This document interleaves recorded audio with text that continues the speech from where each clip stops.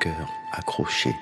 Bonsoir à tous, bienvenue dans votre émission. Ce soir, nous allons passer un petit moment avec notre invitée du jour. C'est une rockeuse très accrochée à la lune et aux étoiles, vous allez voir tout à l'heure. C'est une extraterrestre, c'est pas moi qui le dis, c'est elle. En tout cas, ce soir, elle va nous parler de sa vie, de la spirale de sa vie, de son groupe également qui s'appelle Spirale. Nous avons le plaisir de recevoir sur ce plateau Christiana Dias. Bonsoir. Bonsoir. Merci d'être avec nous aujourd'hui. Merci à vous, Gaine Première. Merci d'être là. Vous êtes née un 30 septembre dans l'état de Sao Paulo. Vous étiez une petite fille très énergique. C'est votre père qui vous donne goût au piano dès l'âge de 3 ans. Et c'est à l'âge de 5 ans que vous avez commencé sérieusement à prendre des cours, et ce pendant 9 ans. Vos proches disent de vous que vous êtes une battante et positive. Vous avez travaillé toute votre vie comme professeur de piano. Après 25 ans de travail, vous prenez votre retraite et quittez le Brésil pour rejoindre votre conjoint en Guyane. Nous sommes alors en 2012. Vous ferez la rencontre de musiciens, dont le groupe Inside, avec qui vous ferez une tournée guyanaise et surinamaise au chant et au piano. 2014, vous créez votre propre groupe, Spirale. Avec votre premier album Orbital, vous restez connecté à votre univers.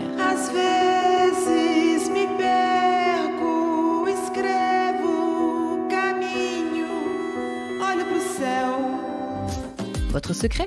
Vous aimez observer la lune sur la plage quand elle est pleine. Christiana Dias, oui. Merci d'être avec nous ce soir. Vous tenez au Christiana, beaucoup plus joli que Christina, vous me disiez. Et c'est pas qu'elle est plus jolie, c'est autre sonorité. Oui. C'est ça. Parce qu'en fait, depuis petite, j'avais des profs qui ne lisaient pas bien mon nom. À dire Christiana. Et je disais pourquoi il y a un A dedans cette Christiana, il y a un A dedans mon nom. Oui. Et ça s'est marqué ma vie, toute ma vie. Donc toujours, je fais de... Oh, écoute, c'est Christiane. Oui, j'avoue que moi-même, je me suis trompée pendant longtemps. On a toujours tendance à dire Christina. C'est Christiana Dias qui nous fait le plaisir d'être avec nous ce soir.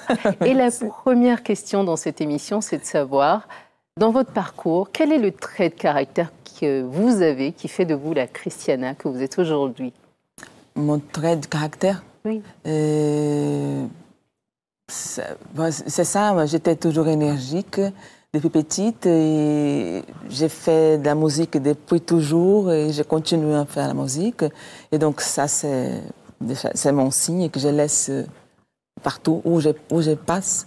C'est ma mission, d'amener la musique aux gens, aux enfants, quand j'ai travaillé. Et maintenant, je pense que j'ai trouvé ma voie, que c'est le rock. J'ai toujours aimé le rock. Oui. Et... Enseignante en musique, en piano, pendant des années au Brésil, avant de prendre votre retraite. C'est maintenant que vous êtes là depuis 8 ans en Guyane. Oui, mais j'ai enseigné la musique, mais j'ai une formation classique. Oui. Et donc, quand j'ai enseigné la musique là-bas au Brésil, j'étais aux écoles, dans l'école. Et chez moi, je donnais le cours du piano. Séparé, privé. Et donc, c'est la base classique que je donnais à mes élèves. Et à l'école, j'enseignais la vie des compositeurs, surtout classique. Comme ça, les élèves pouvaient écouter la musique classique qu'on n'a pas trop l'habitude d'écouter. C'est une base. Mais après la base, tu peux sortir et... Votre souvenir dans cette émission, c'est la naissance de votre fille. Vous avez une fille qui s'appelle Luna. Et vous avez eu une expérience particulière avec ce souvenir parce que vous avez eu un rêve prémonitoire. Racontez-nous un peu. C'est ça. Moi, j'avais presque 9 mois de grossesse. Et donc, je ne savais pas le sexe de mon bébé. À l'époque, tu pouvais choisir. Je n'ai pas voulu savoir. Mais on pouvait savoir ou pas? On avait moyen de savoir? Oui, on avait, mais pas trop... c'est pas assez comme aujourd'hui. D'accord. Mais je savais le nom. Si c'est une fille, ce serait Luna. Si c'est un garçon, ce serait Kawe. Mais bon, je n'ai pas voulu savoir. Mais en fait, j'ai toujours été connectée à la lune. Et, tu vois, je portais une lune aussi. Je suis vraiment connectée à la lune, le mouvement lunaire, tout ça. Et en fait, une semaine avant de l'accouchement, j'ai fait un rêve et que j'étais dans une avenue déserte et j'ai vu la lune qui est apparue comme ça, jaune, et le premier quartier. Et quand j'ai vu la lune qui est apparue devant moi dans cette avenue déserte, j'ai crié « Luna nasceu ». Luna est née. Et du coup, c'était une fille, Luna. Et ça y est, une semaine après, elle est née le premier quartier, vraiment le premier quartier, et Luna. Et donc, pour moi, tout ce que vous faites, c'est autour de la Lune, c'est autour des astres. Votre groupe s'appelle Spirale. On retrouve même sur la pochette de votre premier CD l'univers avec vos cheveux, des couleurs que vous préférez.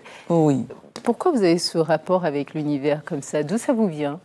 Je ne sais pas, j'ai toujours été connectée au ciel.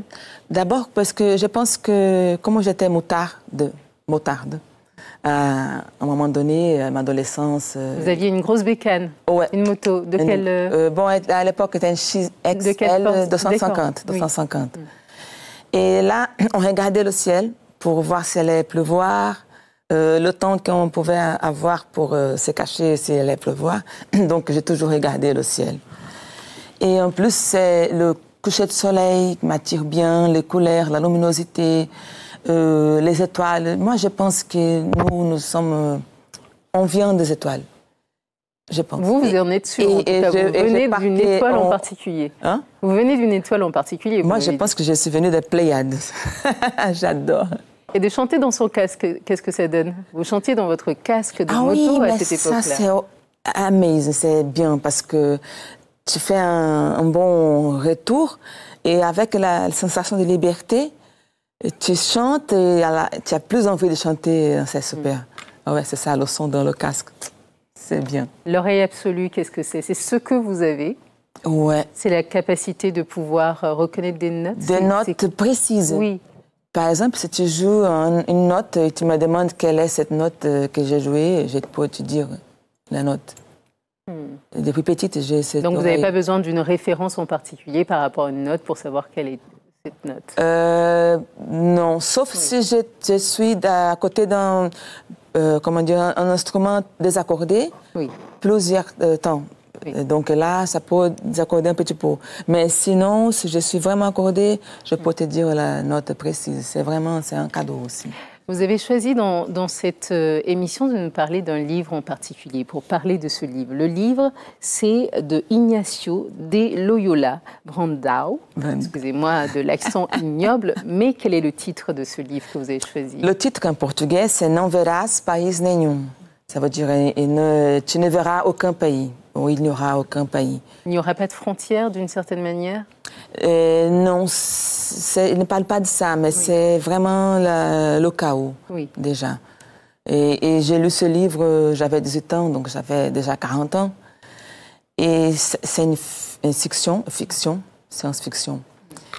Et donc, ça parle d'une ville très polluée, qui n'a plus d'arbres, n'a plus de rivières, n'a plus d'animaux.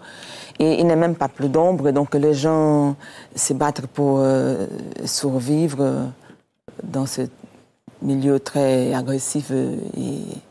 Quand on voit le Brésil d'aujourd'hui, est-ce que c'est un film, comment dire, un scénario prémonitoire d'une certaine manière? C'est ça, parce que avec la déforestation amazonienne maintenant, et avec le bétonnage des villages aussi, il y a beaucoup de villes comme Salvador, que j'ai habité, qui est tellement transformée en béton. Et je vois des arbres qui tombent pour mettre des bétons partout. Donc la chaleur, elle monte. Et c'est la réalité aujourd'hui. C'est comme le Brésil, au moins au Brésil, ça prend ce chemin-là. Ça fait 8 ans que vous êtes en Guyane. Vous êtes arrivé ici à la fin de votre carrière de professeur de musique. Quand vous êtes arrivé sur ce territoire amazonien, vous avez pensé quoi de la Guyane? Je ne faisais aucune idée. Et donc, pour moi, c'était vraiment une surprise, mais c'est pour rencontrer mon amour. Hein. On s'est connus. Et donc, quand j'ai pris ma retraite, j'ai dit, bon, écoute, je suis libre, là. Je peux aller n'importe où. Et donc, tu viens. Et ça y est, je suis venue. Donc, c'était avec Étienne. Et Étienne, c'est une histoire assez particulière parce que vous l'avez connu sur un site, pas un site de rencontre, non. Un site pour échanger sur les langues, sur un échange linguistique. Oui, c'était un cycle, n'hésite plus, que tu pouvais étudier n'importe quelle langue. Et donc, comme j'ai toujours aimé la sonorité de la langue française, j'ai commencé à étudier le français. Et lui, il a commencé à étudier le portugais, je ne sais pas pourquoi, peut-être pour me rencontrer. Et ça y est, dans ce site-là, il était mon professeur de portugais, du français, et moi, j'étais un professeur du portugais. J'ai corrigé les exercices. Et donc, ça y est, on a fait un chat. Et depuis ce jour-là, de 2009 à août 2009, on est ensemble. On se parle tous les jours. Oui. Vous vivez ensemble, du coup. Et maintenant, ouais, depuis 2012... Il est dans la musique également. Maintenant, il s'est mis pour la technicien de son, la technique. Parce que, en fait, la musique, il essayait de jouer un petit peu de piano, de faire des cours avec moi, mais il est vraiment très technique. Et c'est bien parce que c'est lui qui nous amène, nous fait jouer, parce qu'on a besoin de technique. Et c'était lui aussi qui m'a poussé tout le temps. Tu vas faire la musique, tu as des paroles. Et ça y est, c'est grâce à Étienne. Vous avez rencontré un coup de cœur en Guyane. Vous en avez laissé un derrière vous, votre coup de cœur dans cette émission. Est resté au Brésil et là, en ce moment, parce que vous visitez ici en Guyane, qui est cette personne? Ah ouais, c'est ma fille. Luna. Elle est née... Et donc, ça fait 30 ans déjà. Et quand je suis partie de Brésil, j'ai laissé toute seule. Et donc, c'est pour ça que je vais toujours là-bas, la rencontrer. Et elle est mon coup de cœur parce que je vois qu'elle est dans le même milieu que j'ai fait quand j'étais jeune à son âge. Elle est dans le milieu artistique et éducatif aussi. Et donc, elle a fait la danse. Et dans tous mes projets, même à distance, elle a participé. En 2013, elle est venue ici en Guyane et on a fait un spectacle ensemble, Duo Diaz. Duo Diaz. Duo Diaz. Deux Diaz. Oui, Duo Diaz. Donc j'ai joué le piano et elle a dansé. Et ça y est, c'était vraiment super. C'était un spectacle. Quelle sensation ça fait d'avoir la mère au piano, la fille à la danse? Pour vous, c'était la première fois? C'était émouvant. C'est vraiment la première fois. La première fois. Et c'est différent parce que je joue et elle danse devant moi. C'était vraiment un concert, un petit peu d'improvisation aussi parce qu'il a été construit, ce spectacle, par Skype. Donc, on a construit à distance. Oui. Et donc, on n'a pas eu de temps de répéter. Et ça y est, c'était vraiment très bien. On a envie de refaire. Cette fois-ci, on n'a pas fait. Mais si elle retourne en juin, on a envie de faire le Duo Diaz 2. Et par rapport à sa musique qu'elle danse et votre musique que vous chantez, que vous jouez également au piano, c'est parce que vous êtes dans la musique qu'elle aussi s'est lancée dans la danse ou il y avait déjà non, je pense que, bon, depuis toujours, elle écoute la musique parce que même quand elle était dans mon ventre, j'ai travaillé à l'époque à l'hôtel, à Recife, j'habitais déjà à Recife et Salvador, là-bas au Brésil. Et donc, elle était pendant ma grossesse, quand j'ai joué le piano dans l'hôtel, j'ai toujours pensé à elle. Oui. Et je pense que le penser... elle devait l'entendre aussi, surtout. Ah, mais je pense, elle est calme. Et donc, la musique, elle est déjà... c'est une touche qu'elle vient avec elle. Mais depuis petite, elle danse. Donc, elle a fait un petit peu de piano avec moi aussi. Mais c'est la danse qui c'est son plaisir. Mais... Une famille d'artistes. Ouais. Oui. C'est le moment venu dans l'émission de faire la citation avec notre invité. Une citation marquante pour vous, que vous a dite quelqu'un, que vous avez vous-même retenu dans votre vie, dans votre parcours, dans vos expériences. Je vous laisse écrire ces citations. D'accord. Et souvent, notre invité choisit une citation qui a toujours rapport un peu avec son humeur, son caractère, sa façon d'être. Et aujourd'hui, notre invitée, Cristiana Dias, a choisi de nous parler de quelle citation? Quelle est votre citation? A vida é uma festa. En portugais brésilien. A vida é uma festa, en français, c'est la vie est une fête. Donc, c'est une citation de mon père. Et il m'a dit... À quelle occasion il vous a dit ça? J'étais adolescente. Et il m'a dit, la vie est une fête. Et quand il a dit ça, ça m'a marqué parce que la vie, c'est une fête.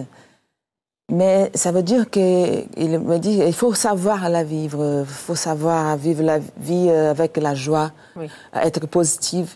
Je sais que c'est pas pour tout le monde que la vie, c'est une fête. Hein. Il n'y a pas tout le monde qui a eu l'opportunité que j'ai eue.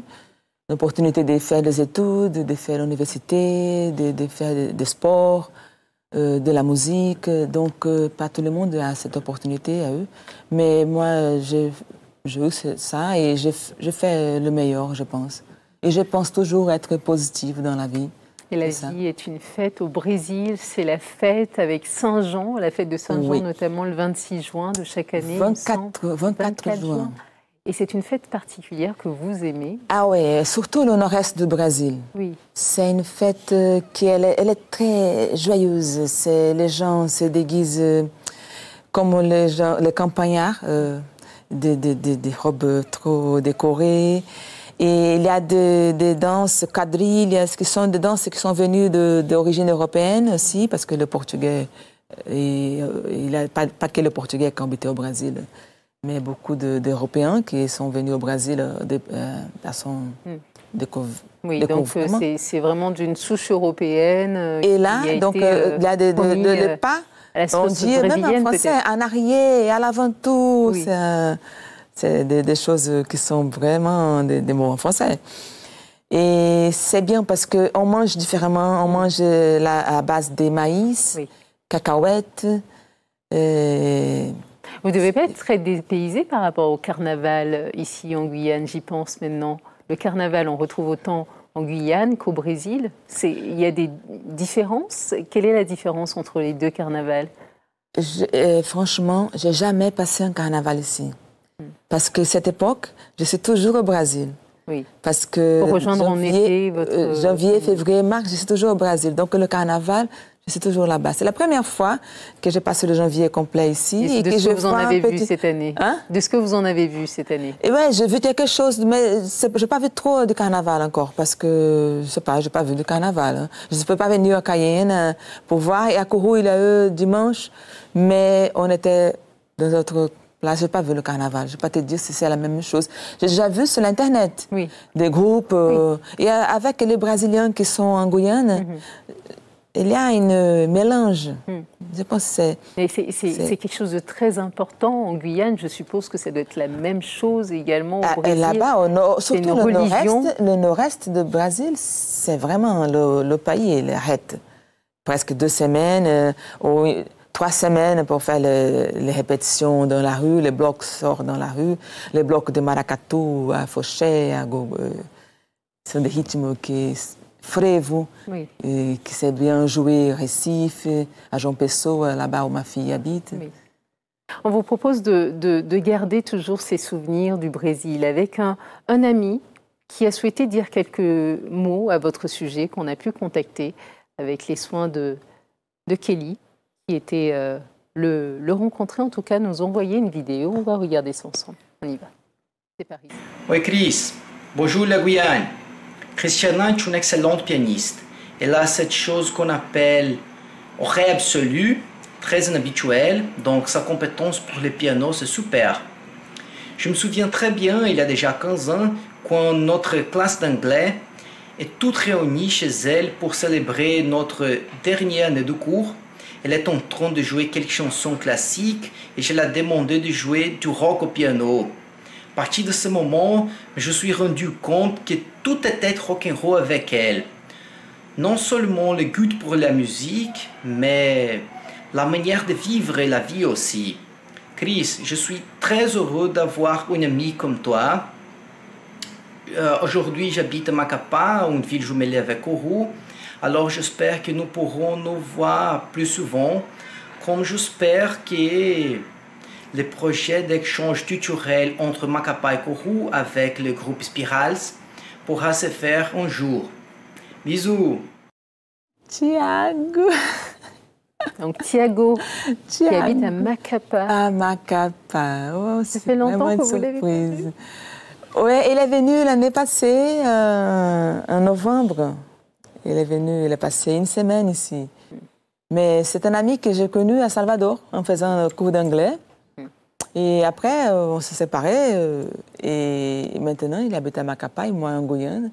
Et donc, à Salvador, ça fait longtemps que vous êtes rencontrés? Oh, oui, ça fait longtemps. Ouais, oui, c'est 2003. 2003 qu'on fait le cours d'anglais. Et après, j'ai jamais vu Thiago sur l'Internet. On se parle comme ça. Mais l'année passée, il est venu ici. J'ai montré Cayenne. D'ailleurs, il parle très bien français. Il y a beaucoup de gens qui sont très francophiles. Oui, j'ai beaucoup d'amis au Brésil qui parlent français. Et vous-même, vous parliez déjà français avant de venir ici? Oui, je faisais des cours de français là-bas. Oui, je faisais le cours là parce que j'aime bien. Je pense que les gens aiment bien la sonorité. Et ça y est. Bon, Thiago, vraiment, il est doué pour la langue. Il parle beaucoup de langues. Il est dans la musique comme vous, tout comme vous? Il est prof de relations internationales de l'université de Macapá. Mais il joue quand même quelque chose, mais ce n'est pas professionnel. C'est le moment venu de la musique. On tire lentement mais sûrement vers la fin de l'émission. Okay. Et votre musique, le choix musical dans cette émission, c'est toujours une question difficile pour une musicienne. Mais vous êtes parvenu à nous trouver un morceau. Ouais. Comment il s'appelle ce morceau? Il s'appelle Pluvius Aestivus. C'est d'un groupe suédois de rock metal progressif. S'appelle Pain of Salvation. Et cette musique, c'est la musique de ma rencontre avec Étienne. Ouais. Vous l'écoutiez ensemble? Ah oui, même quand on faisait... on n'habitait pas ensemble encore. Et on écoutait la musique sur l'écran, chacun de son côté. Ouais. C'est une belle histoire qui se fait comme ça par un écran interposé. Comment vous l'avez vécu? Il y a le manque aussi qu'on ressent de ne pas voir la personne aimée. Je n'ai pas compris. C'était pendant longtemps que vous avez eu cette relation à distance? Oui, c'était compliqué. 2009. C'était quoi le plus compliqué? C'est ça, parce que moi, pour avoir un visa, pour venir en Guyane, c'était pas facile. Et donc lui, il venait me voir au Brésil. Et ça a duré 3 ans. 2009, 2010, 2011, 2012, 3 ans. Et lui qui venait me voir. Jusqu'au moment qu'après, j'ai réussi à avoir un visa. Et ça y est, je suis venue et on s'est mariés. Je vous remercie, Christiana Dias, d'avoir été avec nous sur ce plateau. On va conclure ensemble avec le live que vous avez fait aujourd'hui pour nous dans cette émission. C'était au violon. C'était au violon. Ouais, ça veut dire ta guitare. Ta guitare avec votre groupe Spiral, Thomas à la basse, Philippe à la guitare, Philippe qui est absent, mais avec Laurent cette fois-ci à la guitare. Ouais. Et ça parle de quoi, en quelques mots? C'est basé sur le rythme de coco. Un coco, c'est un rythme du nord-est du Brésil aussi, qui est à origine afro-descendant. Et les paroles parlent de sens, de jouer la guitare et aussi de toucher le corps de femme. Merci beaucoup, Christiana. Merci d'avoir été avec nous. Merci pour votre univers et votre univers qu'on continue de découvrir dans cette émission avec ce morceau tourné tout à l'heure avant l'émission. Je vous souhaite une bonne soirée. Restez accrochés à Guyane la première. Merci à vous.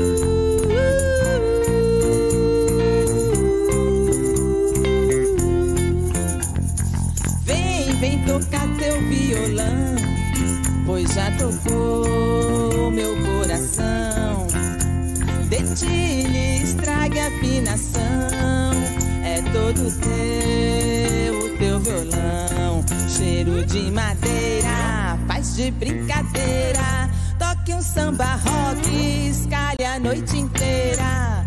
Pegue e carregue, sinta toda a curva. Toque uma rumba e saia pela rua.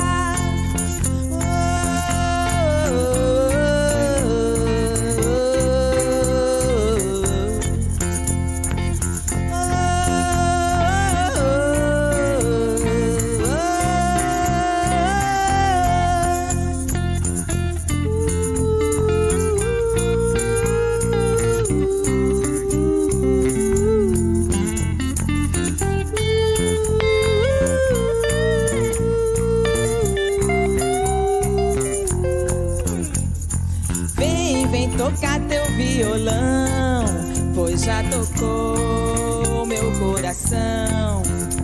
Detine, estrague a afinação. É todo teu, o teu violão. Cheiro de madeira, faz de brincadeira. Toque um samba rock, escalhe a noite inteira.